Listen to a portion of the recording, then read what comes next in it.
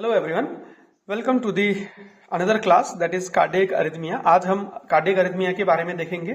तो इससे पहले वाले लेक्चर में हमने बहुत इंटरेस्टिंगली जो अपना एक्शन पोटेंशियल था, कार्डियक एक्शन पोटेंशियल था, उसको डिस्कस किया था और होप कि आप लोगों को वो चीजें काफी समझ में आ गई होंगी। तो उसी को कंटिन्यू करते हुए आज का जो हमारा नया कार्डियक डिसऑर्डर है वो है कार्डियक अरिथमिया। ये उसी एक्शन पोटेंशियल का खेल है। तो पहले अगर हम वो समझ गए तो ये समझने में आसानी होगी। अगर आपने वो वाला वीडियो नहीं देखा है तो मैं रिक्वेस्ट करता हूं कि पहले वो वाला वीडियो आप देख के आइए, तभी यहाँ पे चीज आपको समझने में आसानी होगी। Having said that, what is cardiac arrhythmia? So in simple word अगर हम उसको एक फ्रेज में डिफाइन करना चाहेंगे तो लॉस ऑफ कार्डियक रिदम, जो हमारा हार्ट का एक रिदम रहता है, अगर वो रिदम अबनॉर्मल हो जाए तो हम उसको क्या बोलते हैं? कार्डियक अरिथमिया बोलते हैं। Can be defined as the abnormalities in the rate, rhythm और electrophysiology of the heart resulting in an irregular heart beat. जो एक रेगुलर हार्ट बीट होनी चाहिए, वो रेगुलर हार्ट बीट अगर इरेगुलर हो रही है, इलेक्ट्रोफिजियोलॉजी में दिक्कत आके, जिसकी वजह से रेट या रिदम में दिक्कत आ रही है, तो उसको हम क्या बोलेंगे? कार्डियक अरिथमिया बोलेंगे। तो how we can classify this cardiac arrhythmias? So based on the rate, we can classify cardiac arrhythmia into two classical type. One is the tachycardia, जहां पे हार्ट बीट एकदम से फास्ट हो जाती है, more than 100 beats per minute हो जाती है, उसको हम बोलते हैं टैकीकार्डिया। दूसरा आता है ब्रेडिकार्डिया, जहां पे हार्ट बीट बहुत स्लो हो जाता है, less than 60 beats per minute, उसको हम क्या बोलते हैं? ब्रेडिकार्डिया। फिर based on the origin, origin मतलब कहां से इलेक्ट्रोफिजियोलॉजी में दिक्कत आ रही है, कौन से स्टेज में इलेक्ट्रोफिजियोलॉजी में दिक्कत आ रही है जिसकी वजह से अरिथमिया आ रहा है, तो उसको हम क्या बोलते हैं? Based on the origin. तो इसमें सबसे पहला टाइप है साइनस। ये जो है वो ओरिजिनेटेड फ्रॉम एसए, जो साइनोरिकुलर नोड है, मतलब अपना जो प्राइमरी पेसमेकर है, वहां से दिक्कत हो रही है। तो ये रेयर रेट अल्टर्ड रहते हैं। इसमें क्या होता है कि आदमी या टेकीकार्डिया में चले जाता है, जनरली टेकीकार्डिया में चले जाता है, कभी कभी ब्रेडिकार्डिया में चले जाता है, मगर इसकी रिदम नॉर्मल रहती है। तो जो ऐसे नोड में दिक्कत रहती है ना, ये जनरली खुद से रिकवर कर लेता है और यहाँ पे जनरली हमको फार्माकोलॉजिकल इंटरवेंशन देने की इतनी जरूरत पड़ती नहीं, ये हमको समझना है। दूसरा आता है एट्रियल। एट्रियल मतलब क्या होता है? जो एट्रिया से ओरिजिनेट हुआ है, इसमें से लेके नोडल मतलब जो एवी नोड से अराइज हुआ है, या सुपरा वेंट्रिकुलर मतलब वेंट्रिकल के ऊपर में, तो कहीं कहीं नोडल एरिया में ही। अगर इन तीन एरिया में कहीं एक्शन पोटेंशियल में दिक्कत हुआ है, इलेक्ट्रिकल कंडक्टिविटी प्रोपगेशन में कहीं पे दिक्कत हुआ है, तो ऐसे में हमको नैरो क्यूआरएस देखने को मिलता है ईसीजी में। तो जनरली टैकीकार्डिया ही ऐसे में जनरली हमको देखने को मिलता है। फिर इसमें आता है फिफ्थ टाइप का रीइंट्रेंट टाइप। रीइंट्रेंट टाइप इंपॉर्टेंट है, कॉमन है, समझना भी जरूरी है। तो इसमें इलेक्ट्रिकल कंडक्शन होता है और लूप में होता है, जिसकी वजह से हार्ट बीट बहुत फास्ट हो जाता है और हार्ट का जो रेट है वो भी बढ़ जाता है, क्योंकि जो ये इलेक्ट्रिकल इंपल्स है वो again and again same pathway में री एंट्री कर रही है, तो जो कॉन्ट्रैक्शन है वो भी बढ़ जाएंगे। फिर आता है वेंट्रिकुलर अरिथमिया। ये वेंट्रिकल से अराइज होती है, जैसे जो एट्रियल से या नियर एट्रियल से हो रही थी उसमें नैरो क्यूआरएस देखने को मिल रहा था, तो जो वेंट्रिकल से होंगी उसमें वाइड क्यूआरएस देखने को मिलेगा। फिर उसमें एक और हम ऐड कर देंगे, वो है कंडक्शन ब्लॉक। ये क्या होता है? जनरली एबी नोड या जो क्या बोलते हैं अपना ये बंडल ऑफ हीस था, या फिर जो अपना पुरकिंजे फाइबर था, यहाँ कहीं पे तो अपना एक्शन पोटेंशियल का जो पाथवे है वो ऑब्स्ट्रक्ट हो जा रहा है, जिसकी वजह से कंडक्शन ब्लॉक हो जा रहा है। तो इन सारी वजह से हमको कार्डियक अरिथमिया हो सकता है। तो ये एक बेसिक क्लासिफिकेशन था, रेट के हिसाब से टैकीकार्डिया, ब्रेडिकार्डिया, ओरिजिन के हिसाब से sinus, atrial, nodal, supraventricular, re-entrant, ventricular and conduction block. हो ये चीजें आपको क्लियर हो गई होंगी। तो एटियोलॉजी हम देखेंगे कि क्यों कार्डियक अरिथमिया हो रहा है। बहुत सारी एटियोलॉजी है, मैं जब बुक खोल रहा था बहुत सारी एटियोलॉजीज है, कुछ मैंने समराइज करने की कोशिश करी है। कार्डियक में दिक्कत है, इस्केमिक हार्ट डिजीज है, मायोकार्डियल इन्फेक्शन है, कार्डियक मसल में कोई दिक्कत है, मायोकार्डाइटिस, इन्फ्लामेशन है, बल्बुलर अबनॉर्मेलिटीज है, या फिर कोई कंजेनाइटल हार्ट डिजीज है, क्रोनिक हार्ट फेलियर है, या फिर कोरोनरी आर्टरी डिजीज है, इन सारे कंडीशन में कार्डियक अरिथमियाज हो सकते हैं। अगर इलेक्ट्रोलाइट का इम्बैलेंस हो, हाइपोहाइपरकैलेमिया हो, मैग्नीशियम की लेवल कम ज्यादा हो, या फिर कैल्शियम की लेवल कम हो, तो ऐसे में भी हमको कार्डियक अरिथमियाज देखने को मिलते हैं। फिर आता है ड्रग इंड्यूस्ड। ये भी कॉमन है, बहुत सारे ड्रग्स हैं। पहला तो एंटी अरिथमिक ड्रग, जितने भी एंटी अरिथमिक ड्रग हैं इनका खुद का ही साइड इफेक्ट है कि कार्डियक अरिथमिया कराते हैं। फिर cardiac glycoside, digoxin and digitoxin, हमने सीसीएफ में भी इसका एडीआर की बात करी थी। बीटा ब्लोकर्स, ऐसे ही सीएनएस एजेंट्स जो हमारे सीएनएस सिस्टम को इफेक्ट करते हैं, इन्फ्लुएंस करते हैं, उन सारे ड्रग का भी यहाँ पे कार्डियक अरिथमिया देखने को मिलता है। फिर आता है कुछ सिस्टेमिक कॉजेज हैं, जैसे हार्मोनल डिसऑर्डर्स, जैसे थायराइड हार्मोन का डिसऑर्डर हो जाता है, हाइपोक्सिया, ब्लड में ऑक्सीजन की कमी है, एनीमिया, उसके बाद पीएच डिस्टर्बेंसेज हो गए, या फिर कोई ऑटोनोमिक नर्वस सिस्टम या सेंट्रल नर्वस सिस्टम में दिक्कत हो गई है, या फिर कभी ऐसा भी हो सकता है कि हमको रीजन नहीं मालूम है और कार्डियक अरिथमिया आ गया हो। तो ये कुछ चीजें हैं जैसे कार्डियक अरिथमिया होता है जिनकी वजह से, तो ये सारे कॉजेज हो गई। तो हम पैथोफिजियोलॉजी समझने की कोशिश करेंगे, बहुत ही इंपॉर्टेंट है एग्जाम पॉइंट ऑफ व्यू के लिए, और मैंने इसको काफी सिंपल लगा और समझने के लिए भी आसान है। तो पैथोफिजियोलॉजी में हम पहला एंगल देखेंगे ectopic type of cardiac arrhythmia. इसमें क्या होता है ना, जैसे हमने बोला कि जो साइनोऑरिकुलर नोड है, वो साइनोऑरिकुलर नोड क्या करता है, एक्शन पोटेंशियल को जनरेट करके हार्ट में एक कंडक्शन करता है उसको, फिर वो जाके कॉन्ट्रैक्शन में कन्वर्ट होता है। तो यहाँ पे क्या होता है ना, इक्टोपिक मतलब क्या होता है ना कि जो अपना एसए नोड है उसको छोड़ के बाकी कोई सेल भी इलेक्ट्रिकल इंपल्स जनरेट करना चालू हो गया हो। इक्टोपिक मतलब एसए को छोड़ के बाहर का भी, इक्टोपिक बाहर से भी, तो एसए नोड को छोड़ के इक्टोपिक चीजें भी इसमें इन्फ्लुएंस करना चालू होती है, तो इसको हम बोलते हैं इक्टोपिक अरिथमियाज। तो इसमें क्या होता है ना, जो जनरली हमारे बॉडी में कैटेकोलामाइन रहते हैं वो अगर बढ़ जाते हैं तो वो पेसमेकर एक्टिविटी को बढ़ावा देते हैं। ये अपना पहला छोटा फर्स्ट टाइप का पैथोफिजियोलॉजी हो गया। अभी हम देखेंगे दूसरा टाइप का पैथोफिजियोलॉजी क्या होता है। ये बहुत ही कॉमन है और बहुत ही इंपॉर्टेंट है, री एंट्री टाइप का। इसमें बहुत सारे टाइप के जो अपने कार्डियक अरिथमियाज है वो आते हैं, जैसे atrial flutter, atrial fibrillation, Wolff Parkinson syndrome. ये जितने भी ये अपने ये टाइप के कार्डियक अरिथमिया है वो सारे री एंट्री वाले पैथोफिजियोलॉजी में ही काम करते हैं। तो ये री एंट्री वाले में होता क्या है ना कि ये इलेक्ट्रिकल इंपल्स जो होते हैं ना वो again and again same fibre में री एंटर कर जाते हैं, वो एक लूप में फंस जाते हैं, उसमें री एंटर करते हैं, जिसकी वजह से क्या होता है ना कि जो अपना एक फाइबर है, जैसे ये अपना फाइबर है, ये फाइबर दो ब्रांचेज में गया है। एक ब्रांच में क्या हो गया, यहाँ पे एक ऐसा ब्लॉकेज हो गया है कि जिसकी वजह से क्या हो रहा है, यहाँ से जो इलेक्ट्रिकल इंपल्सेज आ रहा है, होप आपको दिखाई दे रहा है और समझ में आ रहा है, तो ये फिर से लूप में एंटर कर जाता है।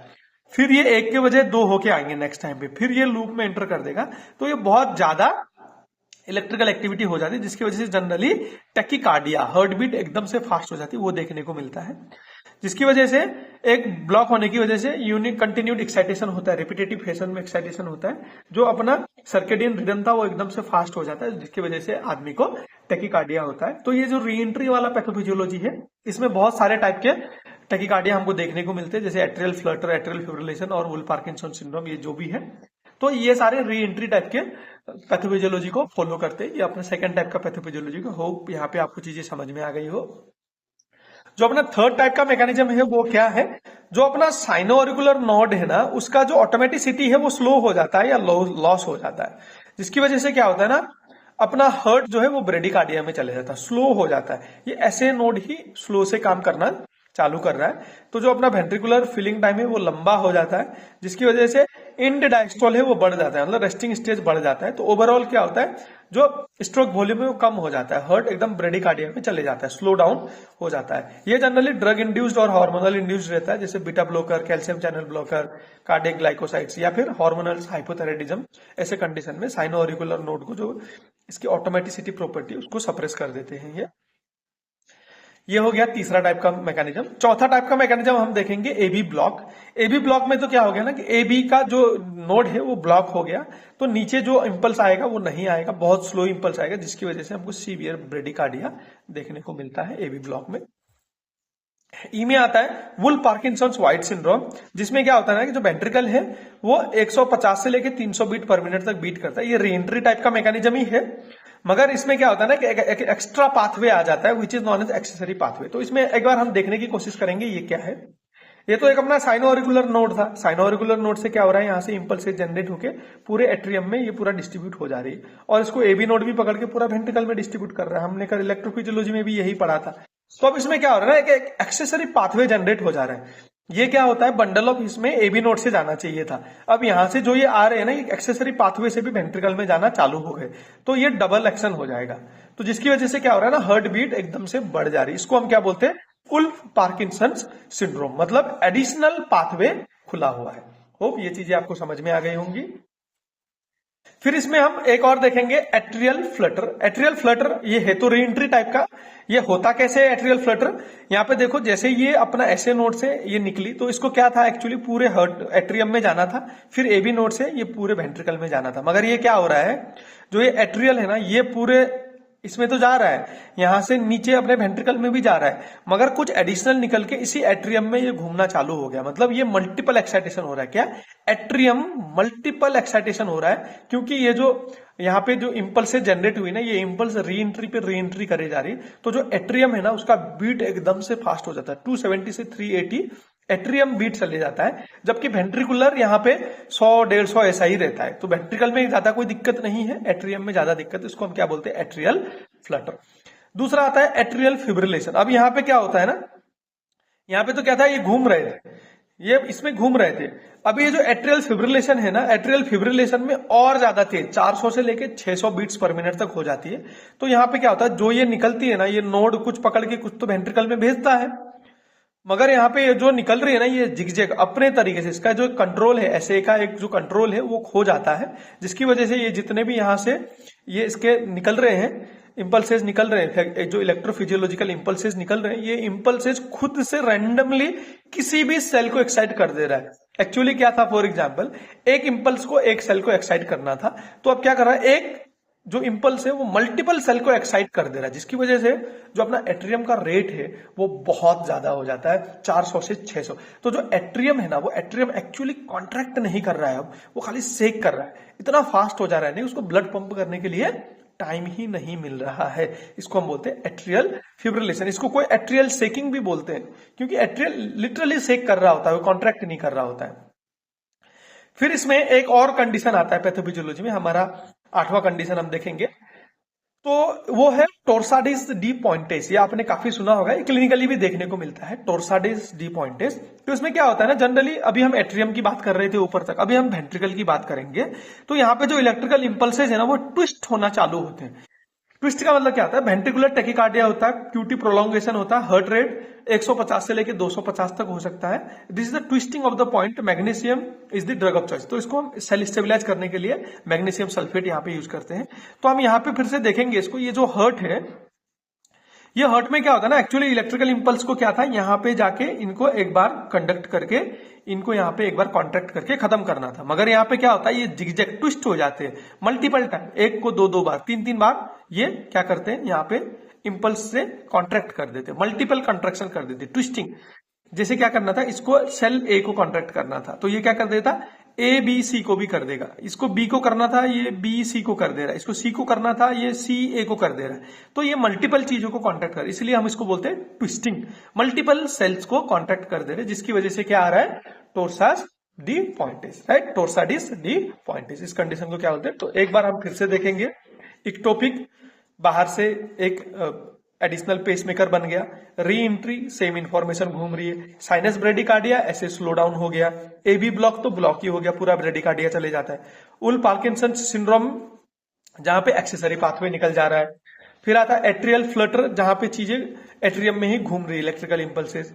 फिर आता है एट्रियल फिब्रिलेशन, जहां पे रैंडम तरीके से किसी भी सेल को एक्साइट कर दे रहे। फिर आता है टोर्साडिस डी पॉइंटेस, जहां पे ट्विस्टिंग हो जा रहा है इनका, एक दूसरे सेल्स को रैंडम तरीके से क्या कर रहे हैं, ये भी एक्साइट कर दे रहे हैं, और जिसकी वजह से अपना कार्डियक अरिथमिया देखने को मिल रहा है। होप ये सारे मैकेनिज्म आपको इजीली अभी समझ में आ गए होंगे, तो ये चीजों को आप एग्जाम में लिख सकते हो। तो जो आपका एकदम जो सबसे बड़ा क्रैक था वो हो गया है, अपना जो सबसे बड़ा पत्थर था वो टूट गया है। तो अभी हम देखेंगे कि इसके क्लिनिकल फीचर्स क्या रहते हैं। अभी क्लिनिकल फीचर्स क्या रहेंगे, रेट और रिदम गड़बड़ रहेगा, तो यही सबसे बड़ा इसका क्लिनिकल फीचर है। डायग्नोस कैसे करेंगे, cardiac arrhythmia, rate irregular, rhythm irregular, pulse में ये सारी चीजें देखने को मिलेंगे, बहुत ही सिंपल है। ईसीजी चेंजेस ईसीजी में देखने को मिलेंगे, क्यूआरएस वाइडनिंग है, नैरो है, जो भी ईसीजी अबनॉर्मलिटीज है वो सारे देखने को मिलेंगे। और बाकी अगर इसके साथ किसी डिजीज की वजह से हुआ है तो वो सारे डिजीज के सिम्टम्स देखने को मिलेंगे। फॉर एग्जांपल अगर एमआई की वजह से हुआ तो एमआई के सिम्टम्स देखने को मिलेंगे, या सीसीएफ की वजह से हुआ तो सीसीएफ के सिम्टम देखने को मिलेंगे। तो इसके अपने कोई भी ऐसे डेफिनेट सिम्टम्स नहीं है, रेट और रिदम को छोड़ के। तो ये हो गया हमारा कार्डियक अरिथमिया का टॉपिक। पैथोफिजियोलॉजी तक हमने यहाँ पे चीजें बातें करी। तो हम अभी जो नेक्स्ट क्लास है, नेक्स्ट क्लास में हम इसके मैनेजमेंट के बारे में बात करेंगे। अभी के लिए हम क्लास यहीं पे खत्म करते हैं। होप ये चीजें आपको समझ में आ गई हो। तो अगर आपको ऐसा कुछ भी डाउट है, कुछ भी कंफ्यूजन है, तो आप कमेंट में पूछ सकते हो। Thank you for listening the today's class.